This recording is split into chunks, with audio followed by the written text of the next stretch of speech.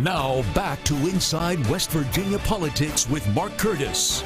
And welcome back to this Sunday's edition of Inside West Virginia Politics. We're going to pivot here and talk about maybe the most controversial item at the Capitol this past week, the campus carry bill. Joining us right now is Delegate Jim Butler, Republican of Mason County, and he is the chief sponsor of this legislation. Good to have you on the program, Hello, Delegate Butler. Thanks for having me on. Tell us what campus carry is in a nutshell.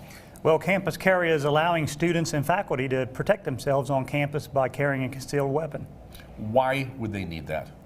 Well, I think they need it because, as we've seen for the last decade at least, the shooters have taken the opportunity to go into gun-free zones, places where no one is supposed to be armed to harm people. And I think that this is an answer to the question of why do we let our students be sitting ducks in some cases. Let's talk about what other states are doing. I believe there are 11 or 12 states that have campus carry laws already, 16 states that have outlawed campus carry, and then you have 23 states where it's up to the individual college or university to decide for themselves.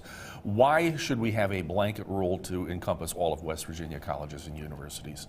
Well, I think that in West Virginia, first of all, it's a small state, so our population is small, and then also most of our universities are state-run, so it just makes sense to make uniform laws across the state. We did the same thing for the cities a few years ago, because there was a time when if you were in, say, Point Pleasant, where I'm from, you were allowed to carry and then concealed carry, and then if you came to Charleston, you were not. So we want to make it so that the laws are uniform no matter what campus you would be on. We should talk about an incident that hit pretty close to home. It wasn't too many years ago that we had an active shooter situation at Virginia Tech, and a number of people were killed. What have we learned from that situation that might benefit how we approach it in this state?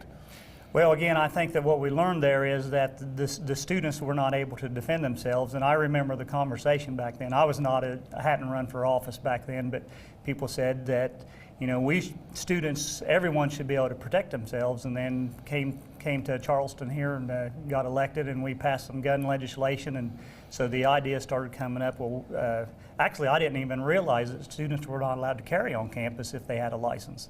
So I became aware of that, and people said, well, we need to change that, and that's kind of how this got started. But right now it's legal for other people to campus carry. I mean, if a person with a license goes onto a campus, they're not a student or the teacher, it's okay for them, right? Well, that's exactly right, and that was something that surprised me. And as you say, while the universities may have a policy that says you can't carry on campus, the only people that can be punished for carrying without this law that passed yesterday, passed the House yesterday, yeah, is faculty and students. So we thought that it was only fair that they should be able to protect themselves as well. One thing I've talked to others about, including a lot of professors and people who oppose this, college campuses are known for alcohol consumption, whether it's permitted or not, and some people are concerned if you put lethal weapons in a mix where people may be drinking, that it's going to make the problem even more pronounced. Well, I think that's a legitimate concern, but it's already in state code that you can't be on some illegal drug or have alcohol and carry a weapon at the same time. So that's already law. And again, one of the things about this, the whole idea of being able to arm yourself, whether it's on campus or not, is the idea that someone who's going to do harm to you potentially has the thought in their head that you might be able to protect yourself.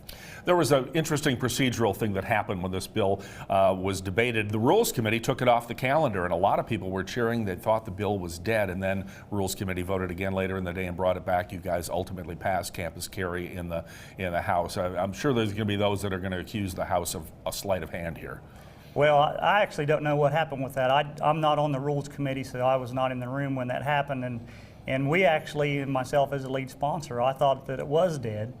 And then, and I actually, even this morning, don't know why it came back up. So, but you never know what's going to happen here at the Capitol. Politics, that's the way it works. Sometimes, crazy things happen. So now the campus carry bill goes out of the state Senate. We'll be watching its progress there with a week to go in the legislative session. We want to thank Delegate Jim Butler, Republican of Mason County.